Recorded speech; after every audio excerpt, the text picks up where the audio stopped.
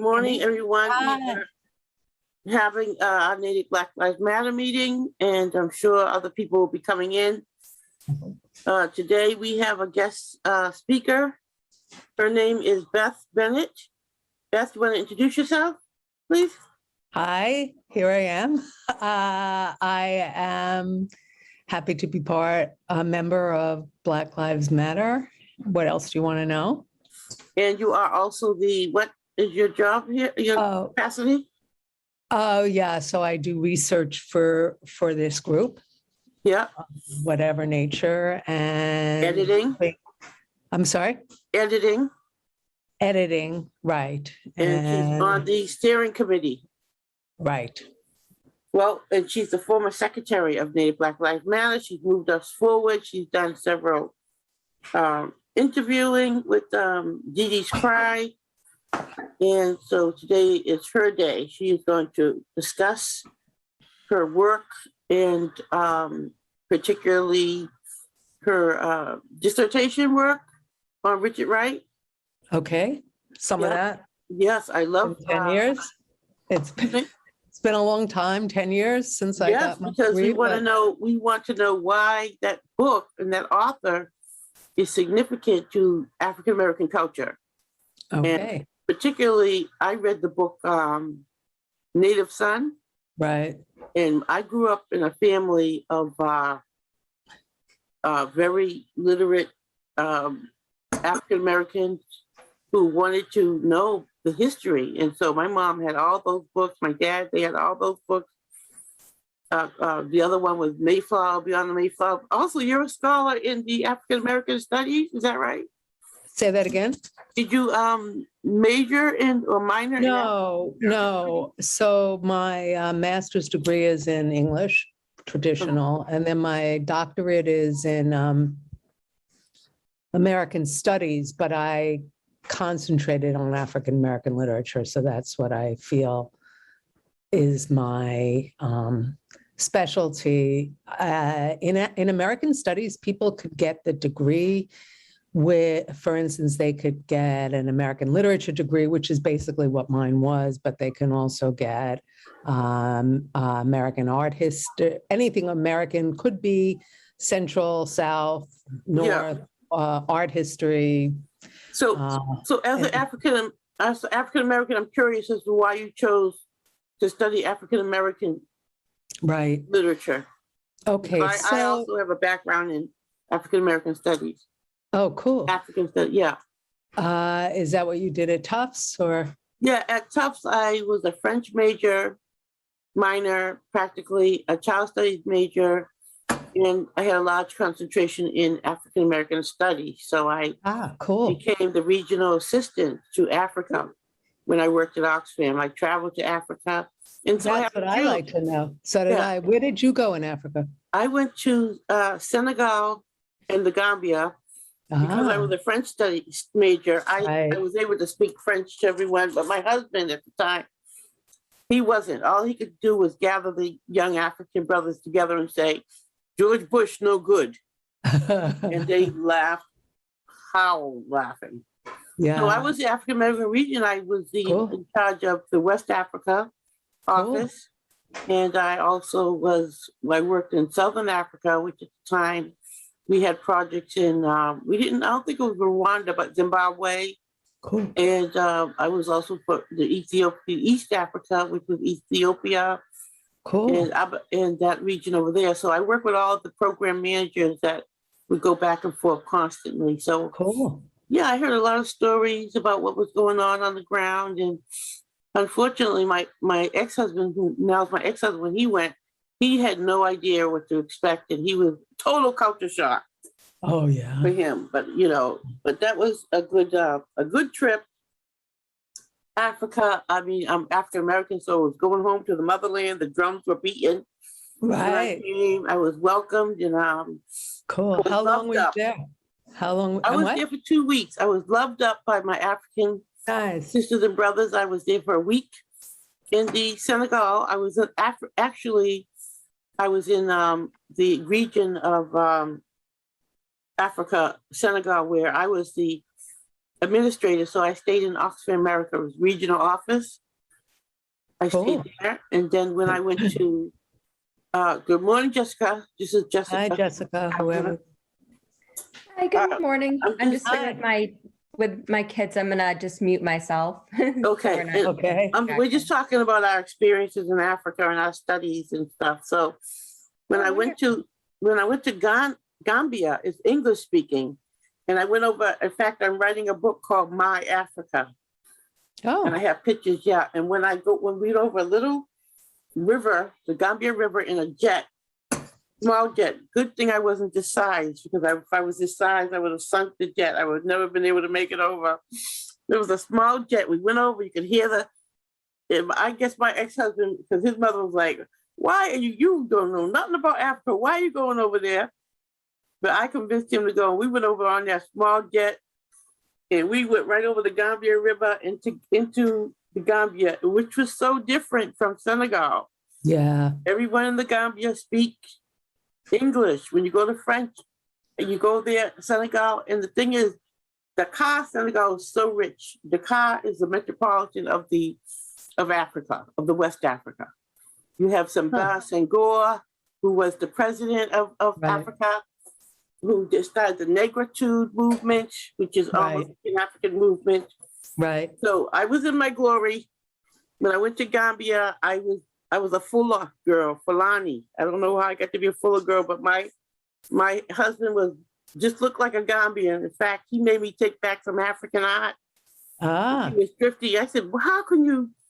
To me, it was sacred. I was scared. You don't do anything to upset anybody in their culture because you're on sacred ground. But he didn't care. So we didn't have much money to spend. So he said, "Take back that artwork you bought from the African man."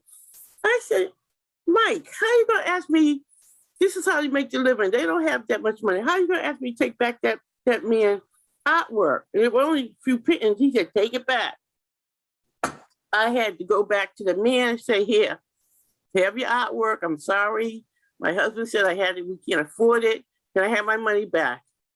And the man looked at and my husband said, "What tribe are you from?" To my husband said, "I'm from the Boston tribe."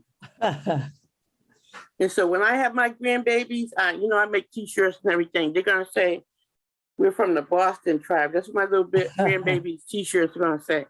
that's cute. Yeah. So anyway, I had a great time. I had I guess they have some dishes with peanuts and Yeah, all that kind of stuff. peanuts. And Right. then, believe it or not, me and my ex-husband, we found a Chinese food restaurant in Middle Africa and nowhere. Don't ask me how we found that. Did Yeah. we Google They it? have. I don't know. Yeah. Yeah. But anyway, wasn't that great? But we found it. So anyway, I'm going to get a cup of tea. You go ahead and start sharing. I'm going to take my computer with me. Okay. I'll wait until you get Okay. back. I don't want to take up the whole time. No, go ahead. Just go and I'll wait. Okay. We're going to have some kind of filler in while I'm going. Oh, okay. So I will just say that I did my dissertation for my PhD on Richard Wright, the African-American writer who is largely known for his book Native Son. And but actually he wrote about 17 different pieces. And I, of all kinds, which is one of the reasons I was really interested in him. I was really interested in African-American literature since I was a teen, I guess. And I was thinking I would write on Zora Neale Hurston.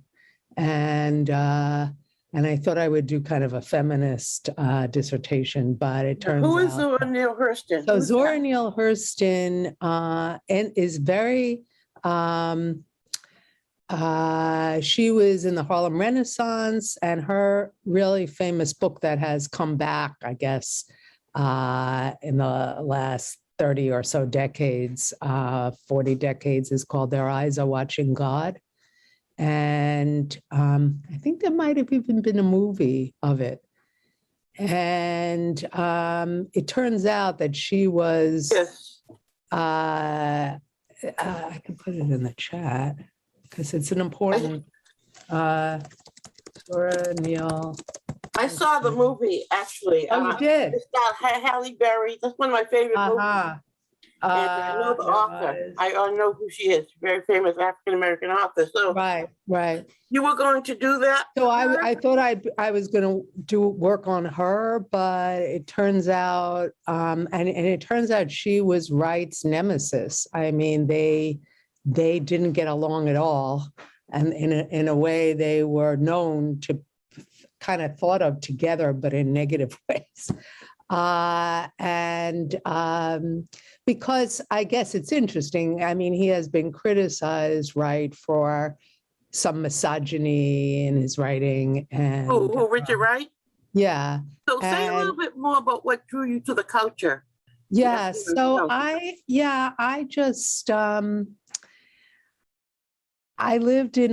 grew up in New York City, in Queens, but the little enclave, they were called courts, like they were garden apartments, small apartments in a circle. And it largely was very white and Jewish. And even though that was the case, the public high school I went to was, when I was finishing, there were African Americans bussed in, and we had police at the door. At your high school? Yeah, we had to go through security. Why? Why? Because of the African-American students? Because, I'm sorry? Because the African-American students were bussed in primarily. Is that right? Yeah, I think it was probably, simply racism, because I don't remember much, what can I say? I don't remember seeing any violence or being upset about violence, but that was the fear. And I bet it was largely racial, racism. So I don't know. And also my father, I felt that he wasn't, I don't know. So my family was, I guess what you can call conservative Jewish. It wasn't religious. But there was, what could I say?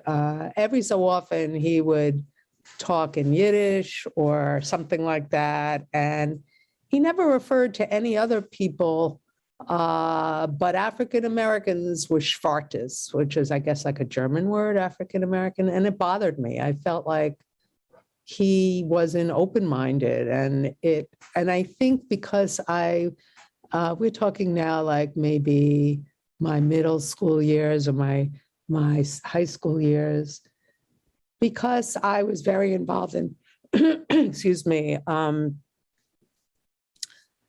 feminist kind of things. I guess I was drawn to plight of African Americans, and though my experience was no way I could compare it, but like there were ERA, equal rights amendments. I went to Albany to legislate for that, et cetera. And I think I just felt some kind of kinship, and I was bothered by my father. I couldn't quite figure out. He became friendly with a few African Americans, but it was his secretary. And so there wasn't quite an equal power there. And my activism in feminism drew me to the culture, and I thought that the writing, African American writing, was extremely powerful, and spoke to me in some way. Clearly, I didn't have the same background, but I did feel for the plight. So I guess that could be what I think of as my experience of getting involved in it. It was just so rich, the literature, and it is rich. It is. It's amazing. So that's what happened. And so that my master's is in British literature, but my my doctorate is American, and I just thought I wanted to do work on African American literature. And there was a woman, I don't know, there was also a movie, I think, called The Wedding by Dorothy West. And she called herself the last leg on the last leaf on the Harlem Renaissance tree. She knew Zora Neale Hurston. Excuse me, I'm sorry. And she, so she lived on Martha's Vineyard, you know, the African-American, there's an African-American enclave there. And she lived there, and I interviewed her right before I started my degree. And so, as I said, I thought that I was going to work on Zora Neale Hurston, but I read Uncle Tom's Children, which was written in maybe 1938, around there, by Richard Wright, and I was sobbing. I just thought, you know, this is the person I want to devote a lot of time to. So, yeah, so I did work on him, and I like the fact that he wrote novels, he wrote plays, he wrote the travelogue, Black Power, which is what took me to Ghana.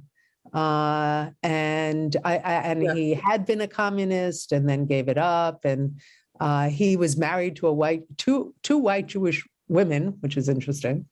That was an interesting thing given my background. And I got to meet his daughter, I think she's still in France. Where'd you meet his daughter? So I went to a conference that I gave a paper at, I think it was in New York City, and she was there. And it was very exciting because she looks like him, and obviously. And he's a major figure. So in African-American literature, obviously. So I thought that would be useful too, because he kind of represents in African-American literary history, the section of the protest novel, that people break up literary history into different movements. I think the people part of those movements don't necessarily think of themselves as I am a realist or a protest person, but I think that his writing definitely kind of moved the literature in a new direction. And yeah. You know, Beth, you hear me? Yeah. If you think about it, we're all American. Right. We all have a shared culture, being Americans. So you studying African American culture is part of your culture. Yeah. If you want to say so. Yeah. Because we're sort of like a melting pot in this type of world. That's true. But I also think that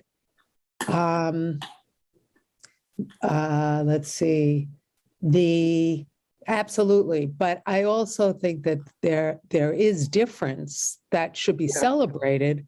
And that I think, the whole thing of what is it? Color blindness, the whole idea of, well, first of all, the critical race theory being stupidly made an issue. I mean, say about that. What is that? I'll tell you in a second, but what I want to say about color blindness in answer to what you're saying is another woman who I really respect, who wrote for The Nation and was a Columbia University law professor, and I think she's at Northeastern now. Her name is Patricia Williams, and she wrote an article in the 80s, she's African American, about how her son at 6, now I would say she's probably in her mid to late 60s, and her son was in school, her 6-year-old son went to school, and he came home and he said, and she said something about the grass in their outside their house. And he said, about the color. And he said, I don't see color. She got really nervous. She thought, well, maybe he's colorblind, maybe. So that's the case. So she took him to the doctor and the ophthalmologist, and he said he's fine. And then turns out that she learned that well-intentioned, liberal-minded teachers in his grade school, I guess, or before that, said there's no color, white, black, all brown people are all, the same. There's no color. And that's fine and good. But then at one point, I think the white kids in his class said, why are black people there was something about black boys being dangerous or something, like it came right out. And I think the fact is, unfortunately, that in our society, as we know, there's not equality. And I think if you say, I don't see color, everyone's equal, which is true, everyone should be equal, but the fact is they're not. And I think when you make a statement like that, it's the end of the story, and I don't think the story should be over. People should talk about it, which is my intention. I have a lot to learn myself. And so that's, the idea of colorblind is people saying, I don't see, when I'm friends with you, I don't see color. And that's good and that's bad. Well, I'm a child studies major also at Tufts. I went to Elliott Pearson School of Child Studies. Cool. And what we discovered that children as young as 4 years old, African American children, understand race. And they understand that there is a difference between black and white, and that they're not as respected or protected as a white child is. They understand that as early as age 4. They may not see color, but they understand the differences in the races. That shows how deeply it's when you went to Africa, tell me a little bit about that. Okay.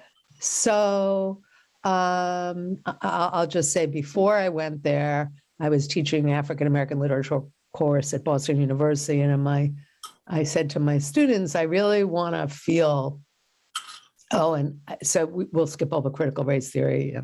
It's not, I can get back to that later, but an African American student, now friend, and African from Uganda, I said after class one day, I'm going to Ghana, and I really want to see what it feels like to be a white person in a black society, And they said to me, you're not going to really know, because you're going to be treated like a queen. And I thought, I hope not, that's a shame. But to a large extent, I think that was unfortunately the case. I had a Fulbright scholarship. And so as a Fulbright scholar, so I taught at the University of Ghana. I taught an African American literature, and I taught a class and a writing class. And I lived in a Fulbright compound. The other people there were also Fulbright scholars. I was in African American literature, other was history, other was a Ghanaian specialist. And the other one, I think, was a sociologist. I'm not sure. And so, we lived on the campus of the U of Ghana, but clearly, let's see, there were 2 African Americans among us at one point. Anyway, all the rest of us were white. And people were extremely, extremely friendly and nice to me. And I think that, let's see, they're going to come from place. That's right. It's based on colonialism. It's hard for me to multitask. Is it based on colonialism? The legacy of colonialism in Africa is why you see like a queen. Yes. So Africa in the early 60s gained its freedom from England, and so it's an English-speaking country with a lot of tribal languages, which I studied TWI, for a while with a linguist friend there. That was very cool. And that's the way to really get into the culture, because the words reflect the culture quite a bit. Anyway, I had just gotten my doctorate, so people were always calling me, this was like 10 years ago, people were calling me doctor, and that was nice. But, that kind of, I don't know if that went with the white privilege. I think not, but I think yes, a little bit.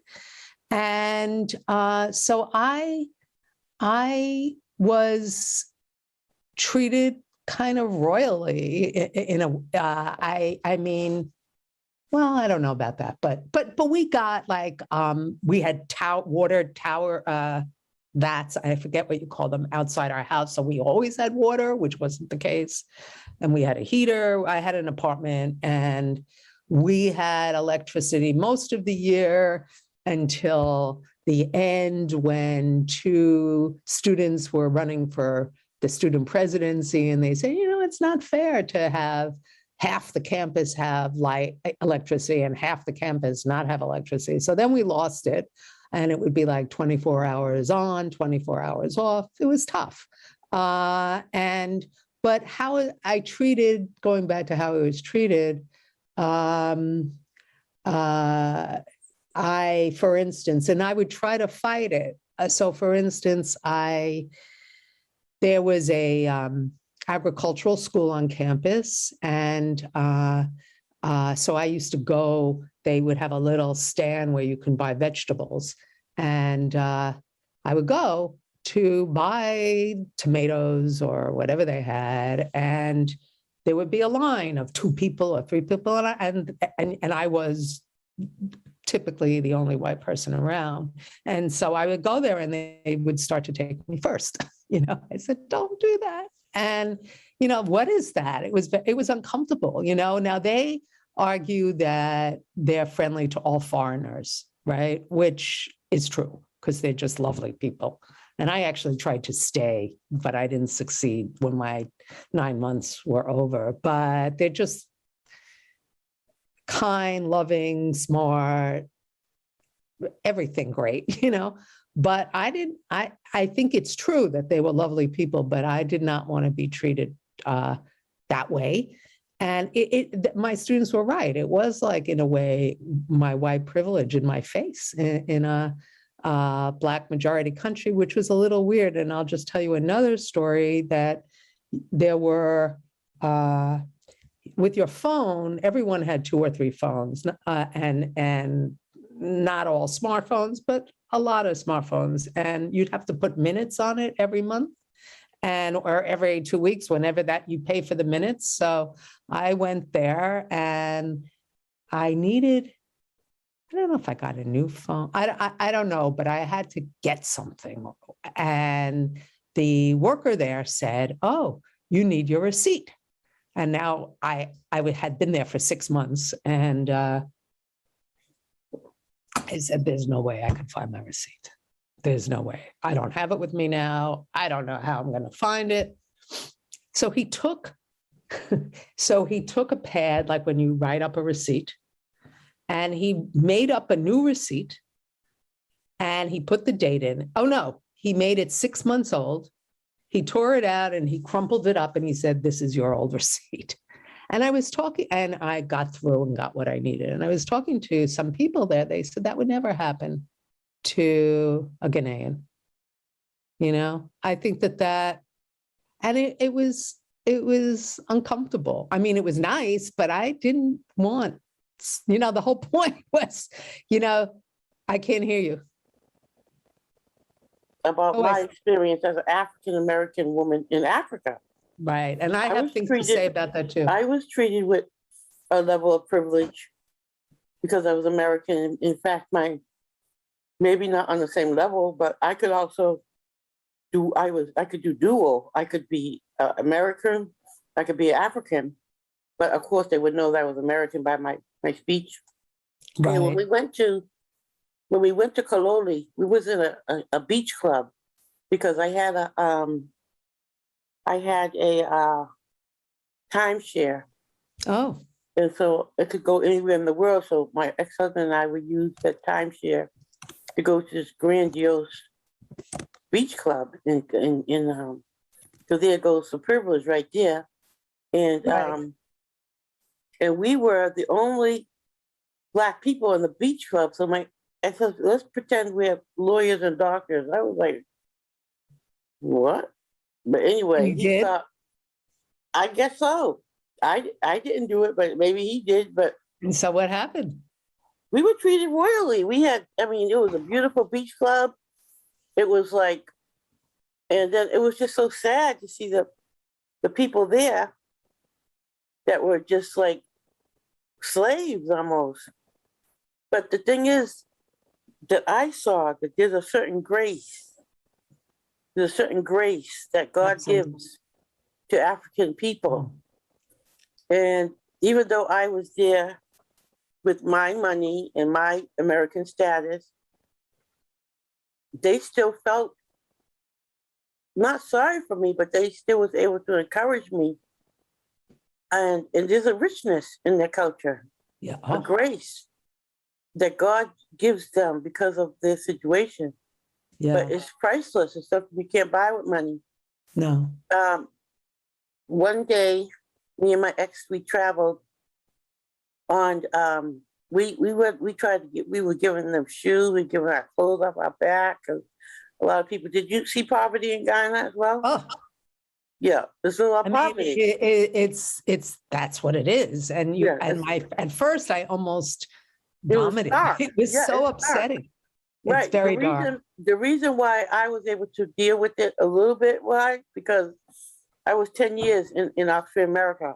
And that's all we did was talk about the poverty, because we used to send money to Ethiopia when they had the drought. There was a massive drought. And so I was prepared. Like I said, my ex-husband, he wasn't prepared for it. So one day, Kadafa. You what? Kadafa. He worked in the club. And I have a story to tell too. He was in the club and he took us to his village. And we got on this little bus. You ride those little buses? Yep. They And we call them rode trotros in Ghana. We rode the little bus to his town. And we were all smashed in there, mushed in Yep. the van. Yep. And if you go to a vegetable market, it's so sad because there's bugs and everything and flies all over the fruit. And that's what they have to eat. You saw that too, huh? Yeah. Yeah. And so, Well, I don't know. It's interesting when I think of the vegetable markets and that. I don't remember that, but anyway, it was very poor. We went to his house. It was a little village. Yeah. And I got a picture and with the baby, I saw the baby, I saw the boys. They took, again, I'm African American, so I could, we could relate a little bit differently. Absolutely. And one of the kids was like, "When you gonna have a baby?" I was like, "Look, mind your business. I'm just telling you some of the ins and outs." So now I work at Oxford America, which is another global. Right. That's place. cool. Yeah. And I meet people from all over. And one of the African guys, I was telling him about my experience with Africa. He says, when you come back, you have to take a tour with an African person, because there were certain places that my ex-husband wouldn't go. He didn't want to go to. I guess he was nervous about some things. And I wanted to go. We went to a zoo out there. We went, we met a cab driver. I forget his name. And there was a camaraderie between my ex and Michael and the guys there. I think the person who was white, his wife was Asian or something like that, were the head of that. They were a little jealous of that. But could you say, what is critical race theory? Because I want to get that. You're a college professor, is that right? Yeah, well, I am of the adjunct professor role. At BU and One Tufts, is at right? BU and one is at Tufts. Well, Yeah, when right. I say critical race theory is mainly taught in university levels, not taught in the kindergartens, and that's Right. what it's being used as a propaganda tool by the right wing. Let's just be honest. Right. Yes, and it's a horrible thing because I think it's totally to get Republicans into the government and get people to fear, quote, Democrats who they might think are the liberal teachers who teach this. And basically so it's all a ploy, I think, to get Republicans into the House, into Congress. Yeah, I mean, it's disgusting. Against It's each other. disgusting. It's disgusting, I think. Yeah, and it's totally racist and it's totally ridiculous. And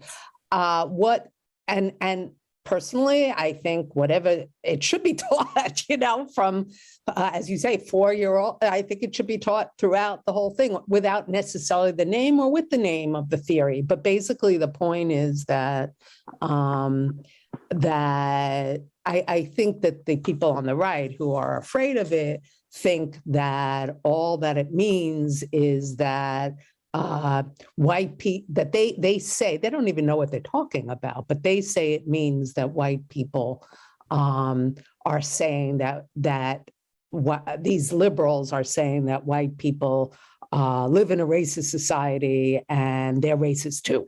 That's, to tell a person of privilege that they are racist is not easy for a white person to hear. And Ibram Kendi, who's a new person at BU, who's amazing, another person. Oh, did he write a book?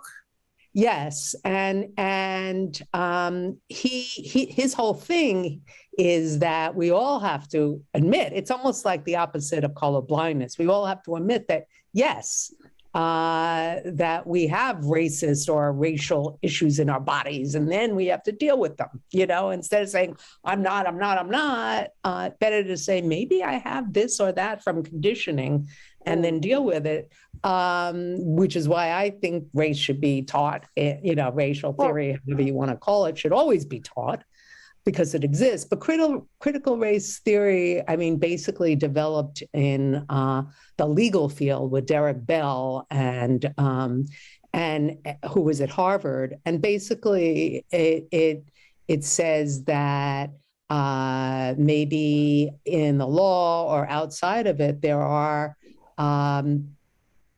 issues where Black people are not treated in the best possible way, maybe legalistically in terms of legal issues and otherwise. And, we have to look at this and see what the situation is. And it's pretty complicated, but, it's still the same idea of looking at what exists and not saying in the law and otherwise, and not saying that it doesn't exist. But it's not just saying white people are racists, but clearly they're implicated and they should be. Yeah. So what is unpacking whiteness? You did a what is that about? That was at Tufts. Yeah. So at Tufts University in the summer, there was there were 10 of us, 2 dropped out, of faculty and staff, white people who signed up for the 6-week course. It was an hour and a half every Thursday, and there was one Asian American in it. And we read a lot about, so the idea was that we were to educate ourselves and talk about our own experiences about being privileged and white, and maybe what we could do to try to change the situation. It was very enlightening. I knew that there were horrible things that happened in terms of laws in this country, but the extent to which there were laws in which roads and highways were specifically and particularly developed through Black neighborhoods to separate them from white people. And I mean, I knew there were so many horrible things, but to really read one week after another, all the things that are part of the laws in this country, in addition to seeing it, it was very upsetting. And one of the things, so that's when I joined Black Lives Matter, because after in Natick, because I wanted to, the end was, what can you do? Right. And they didn't say join Black Lives Matter, but one person in the group, who I guess isn't in the group, said, "Oh, have you checked out Natick?" I guess she also lives in Natick. And that's how I did that. And the other thing I did was I started a group of my own, 4 of us, 3 friends of myself, and they're not white, because it's not, it's easy to hang around with white people and say, this is terrible and but I thought, I need to, which is another reason I wanted to become part of this group, though a lot of the people seem to be white, but they were all also African Americans like yourself. I started a group with 3 other women. One of them is Chinese. I don't know that she's Chinese American officially yet, African American and Latin American from the Dominican Republic. And we had one meeting so far, and we're going to meet maybe once a month for an hour and a half and talk about our experiences. And I thought that would be maybe a better way for me to learn what people experience rather than just white people, and what we could do. So those are 2 things that I took away from that group. And it was very structured, going back to unpacking whiteness. I mean, it was, we all went around for 3 minutes each saying what we did over the week that was related to this, what we will be doing. It was difficult. And the other thing I noticed was that I could, as a white person, I can, if I get tired of how horrible everything is, I could take a rest. Whereas maybe if I'm African American walking down the street with a cop, I can't take a rest, and that was, you sure can't. And that was really in my face after reading. I mean, I knew this, but it hit me more deeply, I think. Well, there's a book called Black Like Me. That a man changed his skin color. Oh, yeah, sure. Undercover. Now, I'm the founder of Black Lives Matter, and the reason why I founded it was based on George Floyd. And the women in Natick, the mothers, as you know, came together. We started doing protests. Ian asked me to do the Facebook page. I do the Natick Black Lives Matter Facebook page. Then from there, we got the Zoom links, this is what we're on now. Cool. And, as the group expanded, we have the steering committee, we have our breakfast meeting, we have opened up a bank account, we're going to do fundraising. Also a children's author. I wrote the book Poppin' Beans. I know, and I bought it, and I told you and you didn't respond. I have the hard copy. Yes, yeah, I read it a little bit online, but I now have the hard copy. Oh, well, that's great. I'll sign it for you, Beth. Okay. Now, the thing about it is I befriended a white family. They befriended me here. I live in Natick, which is 8% white. And I have a friend. 8% white? Probably 8% African. Black. I'm sorry. Right. And yes, I have a friend who befriended me and her 2 boys.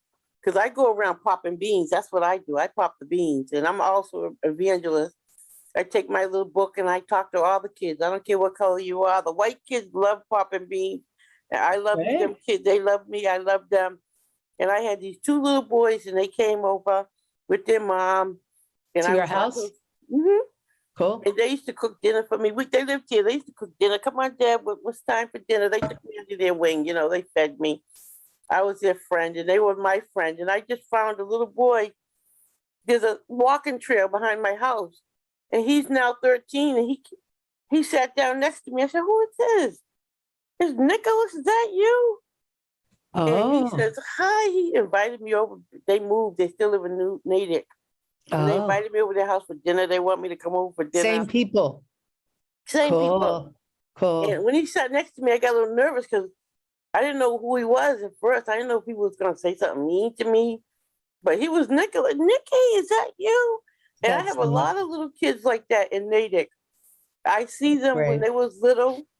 So I've been here since 2014. I gave them the book. They did me a t-shirt contest. And I run into them and they say, I remember you, you're Papa Bees. I said, yes. That's so cool. It's so cool for me. I do the farmer's market. I know. love it. That is my book. Jessica has a copy of the Poppin' Chocolates. That's how I use my skills as a child studies major. Because the reason why I became a child studies major, because I took a class in high school, Lexington High, in child studies. I loved it. And then I couldn't figure out my majors, so I made it child studies. And so, make a long story short, one day they came over and we was watching this movie called Henry Box Brown. The man boxed himself in a box to freedom. He put himself in a box and actually boxed himself. And the little boy said, can you say more about that, boxing himself for freedom? yes, I have there's a foundation called Sweet Blackberry, and she was Hillary Banks in The Fresh Prince of Bel-Air. And her mother was I think she's a mixed race, but her mother was an African-American librarian like me. And I became friends with Hillary over internet, and she boxed me tons of the video. Because what she does is she produces little known African-American stories. And that's little known. So I was giving them out to all the kids. Is that a book? Is that it's a video. I'm gonna share you the link. Okay, cool. Now I'm gonna have to end the meeting at 10 because I have to be at work at 2. Okay. But the point was, when I showed the boy about the box brown, there were slaves. What's a slave? He didn't know what a slave was. He didn't know anything about slavery. And that stunned me. Yeah. I would think he would know, but how old was this person? The little kid, he was about maybe 8 or 9, maybe 10. And white, right? And white. Yeah. And that's why it needs to be taught from kindergarten on. Yes, I think. Now that I have both perspectives. I lived in a Black community most of my life. Now I live in a white community.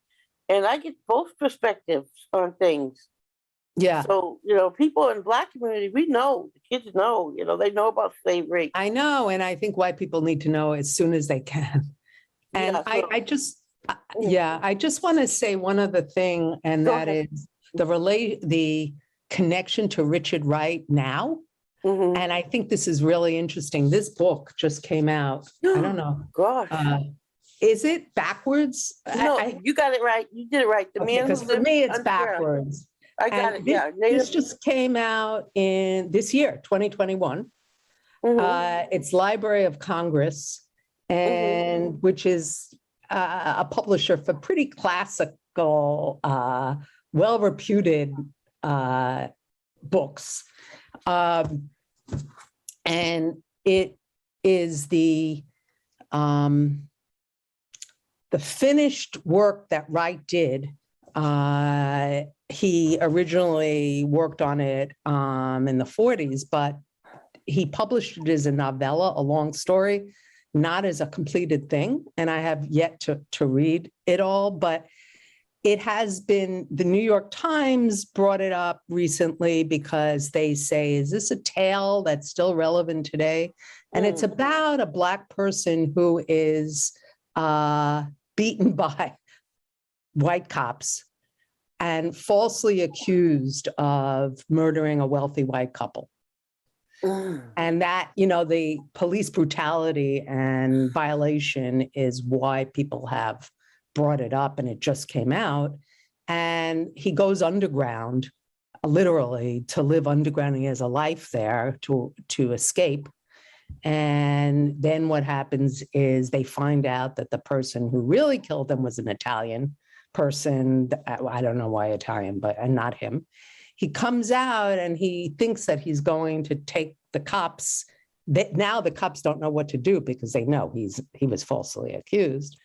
And he takes them into he starts to take them into his underground place, and they shoot him dead before. So this was written in the 40s, it just came out now, but it was written in the 40s. And I think, like with Baldwin and other people, it's clearly relevant today, but whether the fiction is relevant, that's another thing. But anyway, I think it's interesting that when you said, how is it relevant today? This literally just came out a few months ago. And it's, and I think now it is relevant in that it does address the issue of white on Black violence and police brutality.